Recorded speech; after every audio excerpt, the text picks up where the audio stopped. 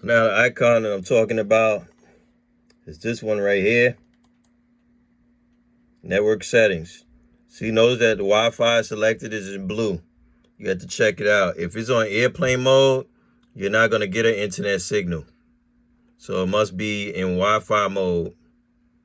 And airplane mode needs to be turned off. Wi-Fi needs to be turned on. Okay?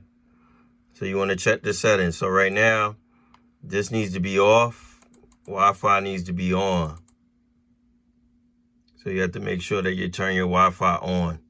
Right now you can see it's in airplane mode because airplane mode is on. So when I turn that off, now I can go to Wi-Fi. And then I have to make sure that Wi-Fi is on. If it says not connected, then I go to network settings.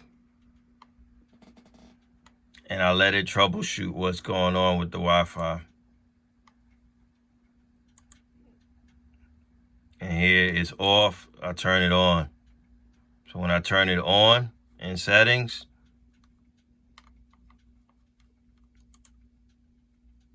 now it's on. Then I should be able to use it. Okay.